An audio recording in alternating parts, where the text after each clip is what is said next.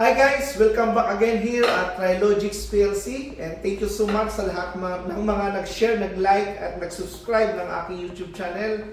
And again, kumusta po kayo? Then this will be the continuation of my VFD content from my previous vlog. At nagkaroon tayo ng faulted doon sa ginawa natin nung nakaraan. So to make it short, i-rectify natin yung ating configuration kasi may nakaligtaan tayo dun sa part na yun. So guys, tara! For your information kasi, especially if mga bago yung VFD nyo, bago ang IP address, bago ang configuration, then there's a lot of procedures that we need to be done step by step process para masatisfy ang pagda-download, pag-upload ng data from the VFD, so manually configured, plus yun yung ginawa natin sa previous vlog natin. Then yung data nito papunta ng software para ang software na magkocontrol sa VFD. So tara guys, tuturo ko sa inyo. Mag-add tayo ng drive sa ating topology. So dito tayo sa topology. So sa Ethernet, right click, new module. Then hanapin ko si PowerPlex. So that would be PowerPlex 525 space. Okay, piliin natin to si PowerPlex 525, then create. So this will be my drive 1 as I discussed. Drive 1.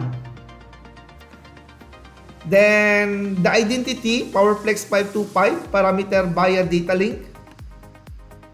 And the IP address is 192.168.1.15. So hindi na natin kakailanganin ng change ng ating revision kasi yung ating BFD itself is 7.001 revision at ang ating software ay 7.001 revision. So no need to change, and that would be a compatible module. Kung mayroon kayong revision na compatibility, pwede nyo i-disable keying. Then the power is single phase 240 volt and 1 horsepower. Then ito yung nakaligtaan natin guys doon sa ating mga sa ating previous vlog na nagkaroon tayo ng faulted. So kung meron na kayong existing coming from your company, pwede na natin i-import yung yung program na yon, yung mga parameters. Or ito itself, pag na-configure natin, pwede natin to export para magkaroon tayo ng save data. So since zero pa itong ating software, so ang gagawin natin is from this device, from this BFD, i-export natin yung data papunta ng software. So upload ang gagawin natin. The term is not export. From here to software is upload. So pwede natin siyang i-upload. By the way, di pa natin siya ma-download. So cancel muna natin siya. Hindi natin pa siya ma-upload. So kasi may gagawin pa tayo. So gagawin natin is i-okay ko muna. Babalikan natin later. Create. Okay, close muna natin to. So ito na siya. Babalikan natin later. So pupunta na tayo sa RS Links. Open natin yung RS Links, communication, configure driver. So meron ako ditong pathway na drive. So pwede natin i-configure. Ilagay natin i-entry natin yung ating IP address. 192.168.1.15 ang IP address ng ating first drive. So apply. Okay. Yan. Then I-check natin, close muna natin to. I-check natin kung mababasa ni RSWho yung ating BFD doon sa pathway na OneDrive Ethernet.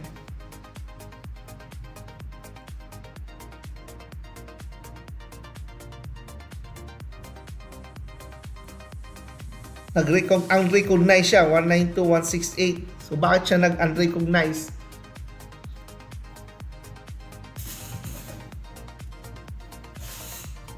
So hindi niya nabasa. Again, communication, configure driver, configure 192.168.1.15 add. Okay. Communication again. Out muna tayo.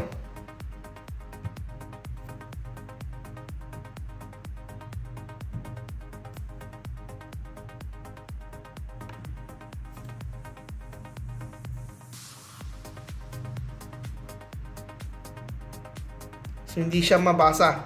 Try natin i-boot P. Try natin baka nawala yung IP address niya totally. Dito tayo magpapat sa ASICS. If magpapakita ang MAC ID, then pwede na natin lagyan ng i-reconfigure ulit. Pero pag hindi naman nagpakita ang IP address, or kailangan kong i-reset muna yung ating BFD. Reset muna natin.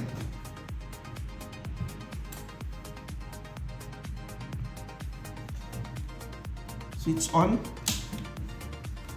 Para magpumasok yung new IP address na na-entry natin na 192.168.1.15.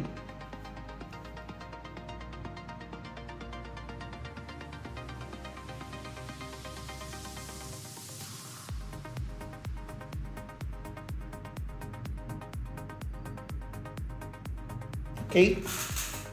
Balik tayo sa RS links.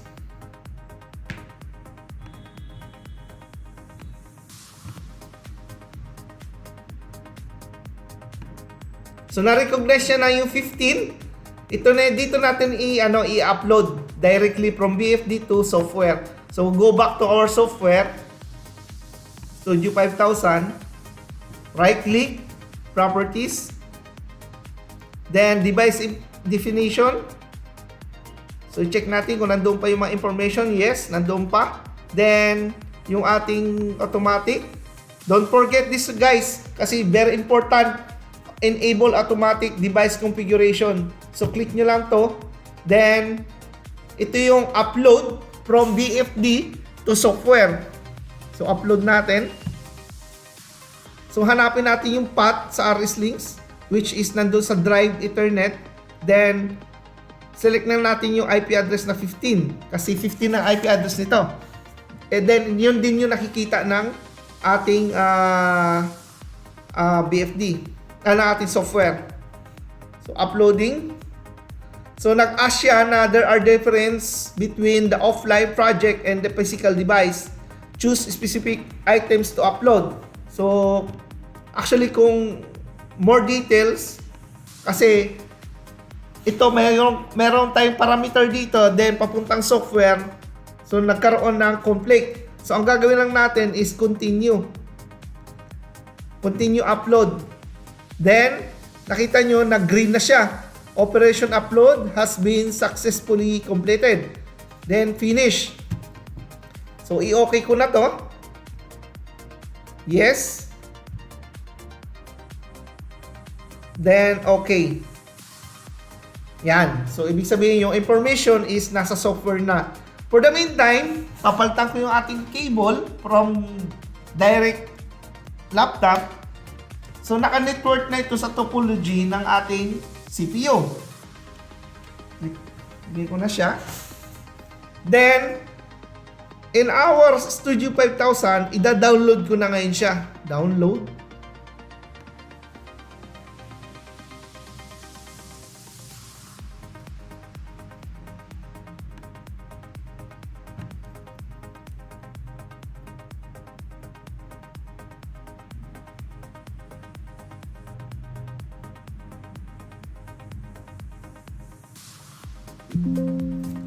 Yes.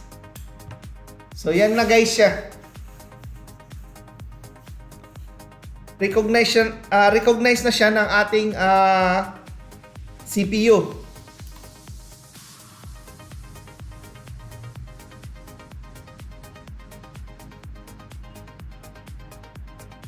Okay. So nakita nyo rin sa ating topology na wala na siyang triangle fault. So pwede natin siyang i-open. Properties. So naka-green indication na siya. Ibig sabihin is connected. So ang kailangan lang natin is i-check yung mga parameters. So nandito yung mga in-input natin parameters doon sa ating BFD. So i-check natin yung parameter 40. So ito yung mga parameters na in-input natin. Nakaset lang yung ating frequency into 30 Hz. So tatakbo lang yung motor natin up to 30 Hz. Point stop. So ibig sabihin pag nag-stop tayo, point stop kagad tayo. Depende sa deceleration. So meron tayong 0.5 seconds. So sa acceleration time naman, meron tayong 20 seconds bago mag-full load. So Ethernet IP, kasi connected na tayo sa Ethernet, as you can see dito sa ating topology. Pagka gusto mong gamitan ng keypad, so you need to go back to your BFD, then change it to keypad. Then kailangan nyo rin itong i-change to keypad. For example, andito yung ano niya, keypad. So kung kailangan nyo gamitin sa keypad. Then speed reference, gusto natin makita rito yung speed reference. So kaya sinelect yung keypad. So okay na tayo. Since na healthy na yung drive natin, then pwede na tayong gumawa ng ating program, simple program dito sa ating main task o main program. So kailangan natin ng normally open, normally for emergency start stop, then isang output. So for example, ito yung ating emergency. So since meron na tayong mga nasa tagging, may emergency na tayo, pwede natin itong gamitin. So yan. Then ito yung start natin.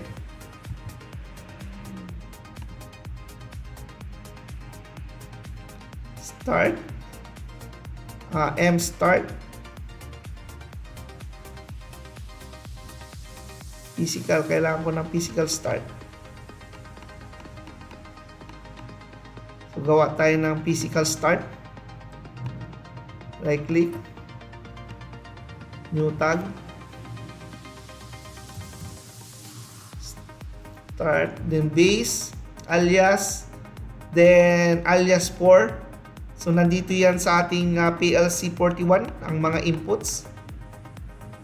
PLC 41.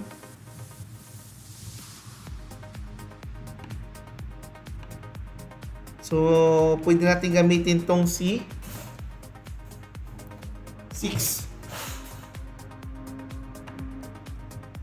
Okay, create.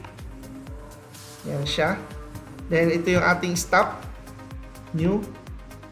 Stop. Alias. Then nandoon din yung sa ating PLC 41.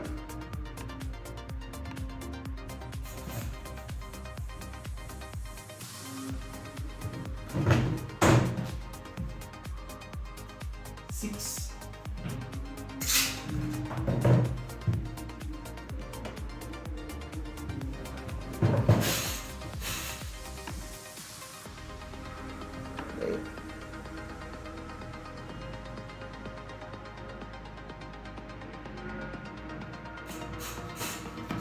Si start.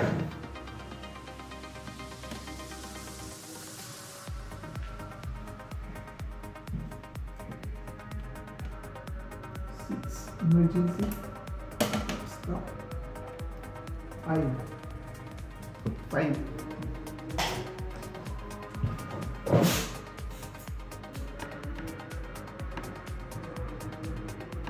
Okay, 5. Apply.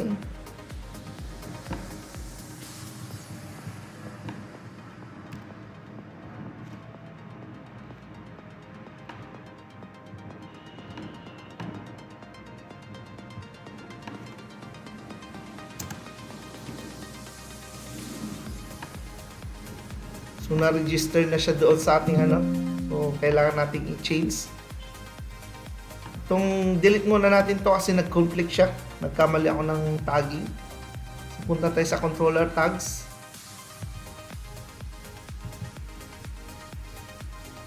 Alisin muna natin yung mga not required. Ito pala sa ating parameter.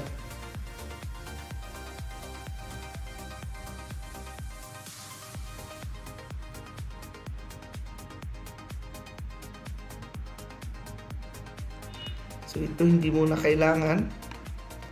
Delete. Para magbabago tayo ng ano.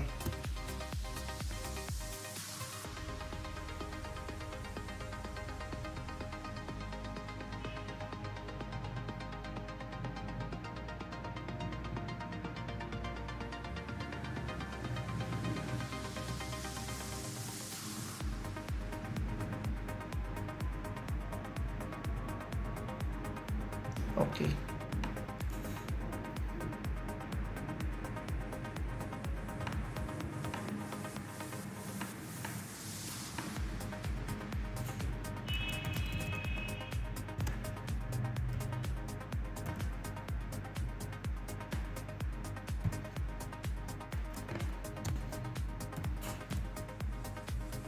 So, base tag natin, alias.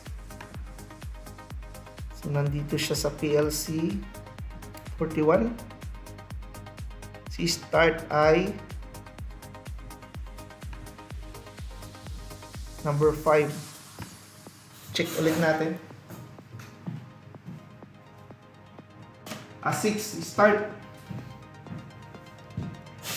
6. Okay, so 8. Already exists. So, nasaan siya?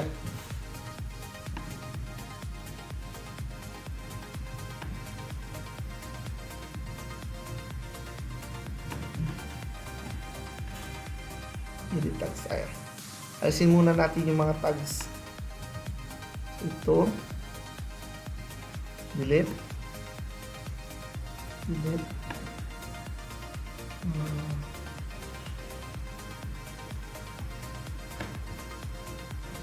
Okay. Delete.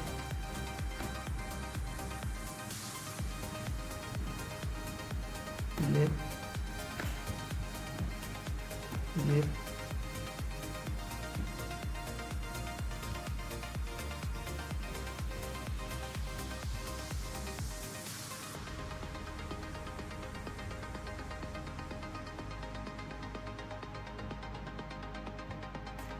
Delete.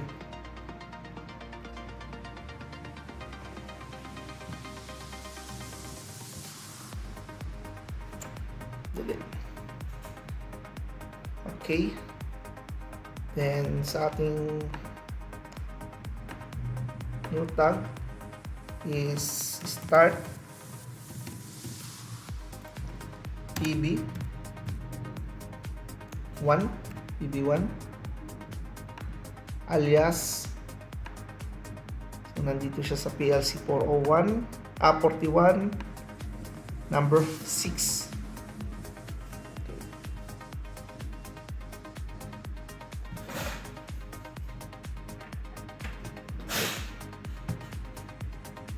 Then ang ating push button, new tag, stop PB, alias for who, dito siya, number 5, okay,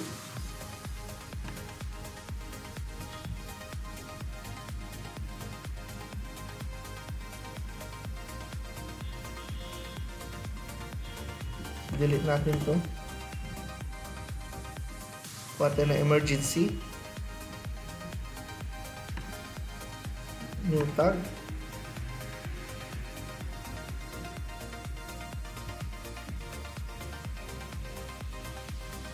Delete muna natin to. So wala na ako emergency. Okay. New tag. Emergency PB. Okay. Base alias alias for who? Okay. Sino sa emergency? Number 4.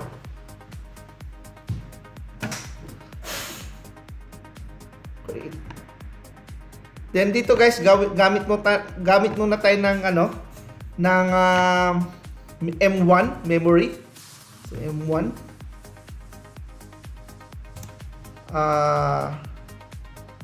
run BFD run drive 1.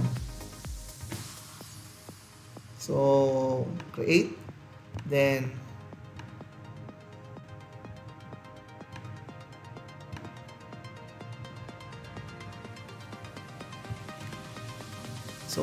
sino ang ida-drive natin? So kailangan natin ng Control C, Control V. So once na si M memory, magda-drive siya rito. Ang output natin, kukunin natin kay BFD run. So nandito siya sa drive, output, start. Then mag-parallel tayo ng green light.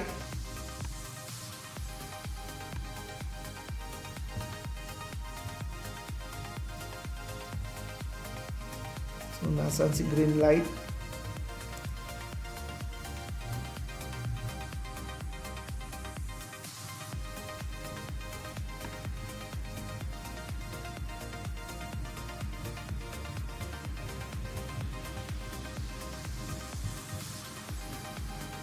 Ito si green light. Okay. Then kailangan natin ng stop push button, Control C, Control V. Palitan natin ng normally close. Then kailangan natin ng output. Kukunin natin si stop ng BFD. Stop. Yan. Parallel natin si yellow.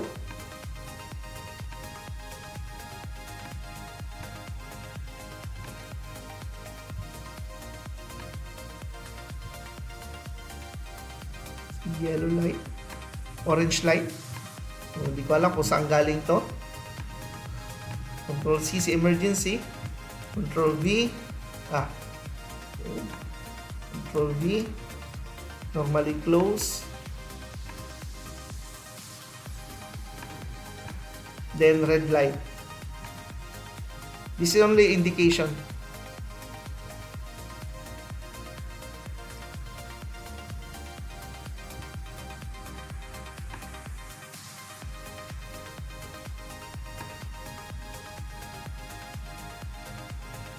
Sino si light 1?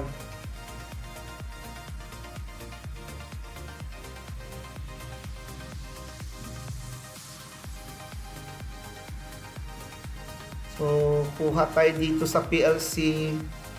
So, wala akong data, no? Sino kaya itong light 1 na to? So, tingnan natin kung sino si light 1. Create. Yes. Interam. Saan ang interam? Okay, delete. Finalize. So, check na natin guys kung magra-run. So, start tayo dito. Once na nag-start,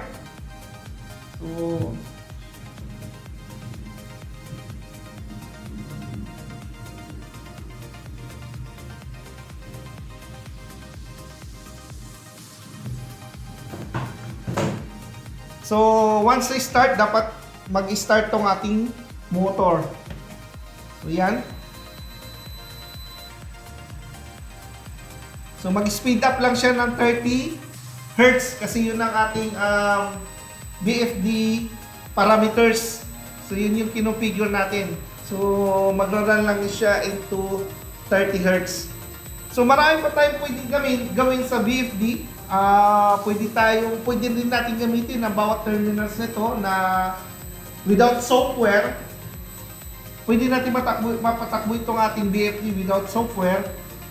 And then, if the software naman nandoon, pwede natin maglagay dito ng mga analog inputs from the encoders. Then, malalaro na natin siya doon sa ating Studio 5000 ladder logics. So, yan guys, hopefully, may natutunan kayo sa VFD configuration. So, ang running natin ngayon is forward as per our VFD, that is forward. Then, pwede rin natin yan i-set sa ating VFD na ang magra-run ay reverse. So, check natin. So, stop tayo. So, ang stop natin is 0.5 seconds per stop. So, punta tayo sa ating drive. Doon sa ating controller tags.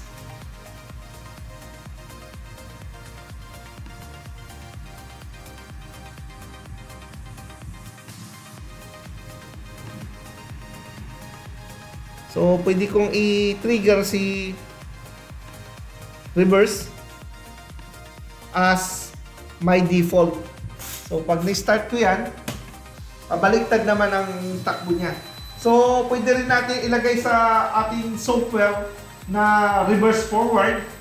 Depende sa configuration na gagawin nyo.